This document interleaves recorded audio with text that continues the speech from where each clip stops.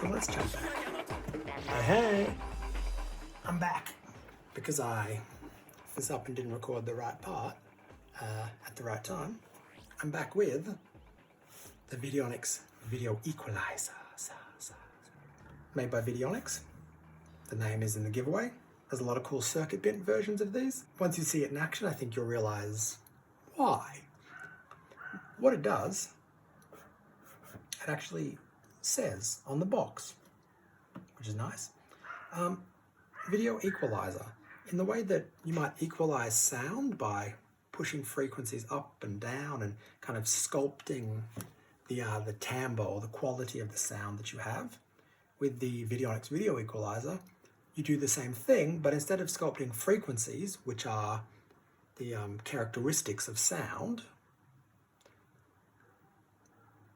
here we sculpt the characteristics of video, which in this case are things like blurriness and sharpness, contrast, brightness and color, and how much color, red, blue, green, we have introduced there. It's also got a range of video effects that I'll talk about as well.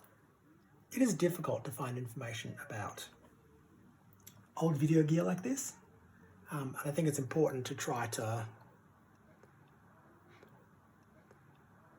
document it and show uses for it and film it, because if you don't, all those moments will be lost in time, like tears in rain. So the Video Equalizer gives us a number of cool things that we can do to our video. At the moment, I have the camera coming in, goes straight through the Video Equalizer to this screen. Later, this rig here with the Eddie Roll V4 will be used. But for right now, camera, a Video Equalizer to screen. We're going to go from right to left. It's probably the easiest to explain. You can see over here, I can increase the amount of blue and decrease the amount of blue. Same for green, same for red. And so this means that I can remain with only the red channel, only the green channel. I can kind of color correct to any sort of combination I might like. You'll notice how extreme these are. Even just the slightest derivation from the center line gives you quite a heavily colored image. And of course, once you push it all the way, you're just totally blowing out the image in that color. Over here on the video processor side of town, we can boost the color all the way from grayscale, all the way up to slightly intense, brightness, black to a boosted brightness, and of course contrast, down to no contrast. And as with any other section, you can create a mix of these, kind of dial them in as you please, of course dial them in with the other sections. Next along is the enhancer section. So sharpness really enhances the edges of my face here, really picks up on the sharp, grainy parts of the video and my beard. Video noise, however, smooths. So if I pull this down, let's get something. You'll notice it kind of blurs my skin tones a bit. And of course you can use both of those in concert. But one of the things that people get quite interested in is the effects and the split screen effect. So split screen, here we are, normal, you'll see nothing is happening. That is because I have split screen over to the regular video. Whereas if I pull it this way, we can now see our enhanced video, Our enhanced video is over here. So effects affect the entire video signal. So here I have black and white at everything. Over to here, these parts, they do affect the enhanced section, but the whole video is made black and white by the effect. Posterize, in which case the contrast controls the posterize level. We also have a negative. You can't split screen the negative. And of course, a test pattern, because what kind of device would be complete without a test pattern? Where this gets even more interesting is over here. So as I turn the position knob, let's find a good spot. Let's grab my forehead. I'm able to now use the size knob to cut a hole in the video, I believe based on the luminance that I've picked with this value. And so then with this paintbrush tool over here, I can select a position, let's pick my forehead, as I increase size, grabs that part of the luma level of the image. You can see it's flashing here. And now I'm able to use the color corrector to apply color to there. And a bit like a luma key, I can pull it up. And I'm now able to paint, as they put it, what I have lumed out.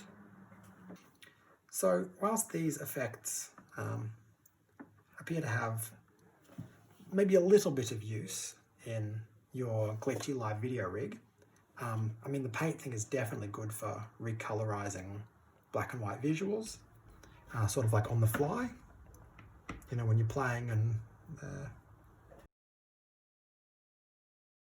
of effects happening, and I change the colors and there's some feedback happening and it all just kind of spills out and whoa. But where this thing really comes into its own is when you put it in the feedback path of a larger video system. So for example here, I have an Edirol V4, the camera, and a feedback path that I will set up right about now.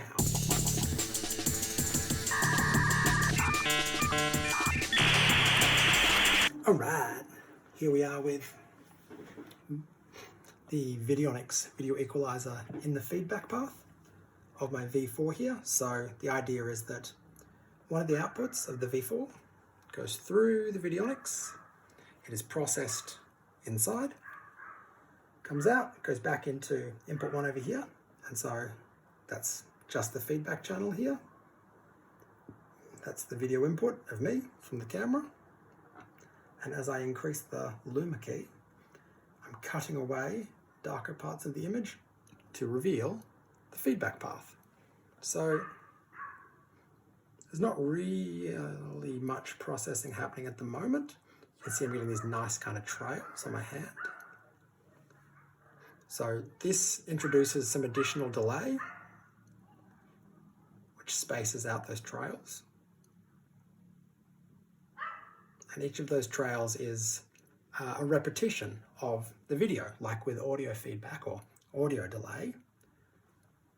It is repeated, and like with audio delay, you might apply a high-pass filter, or you might apply some sort of effect on the audio as part of each loop, like what a tape delay does, in order to subtly affect each repetition.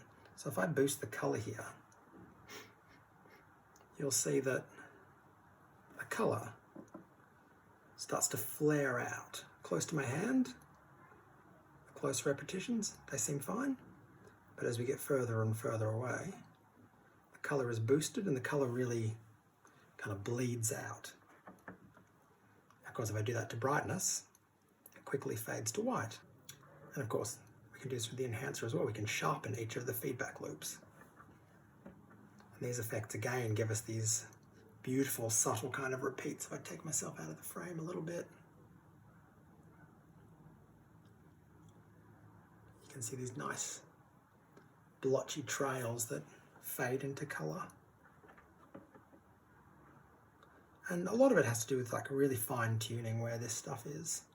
Of course, I can pull the position markers across the screen to introduce some additional effects.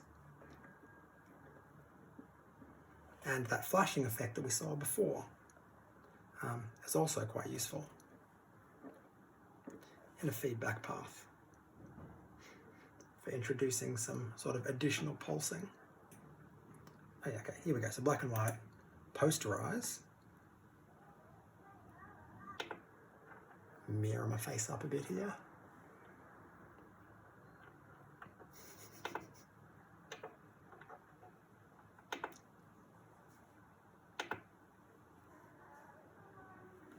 Pull myself out of there.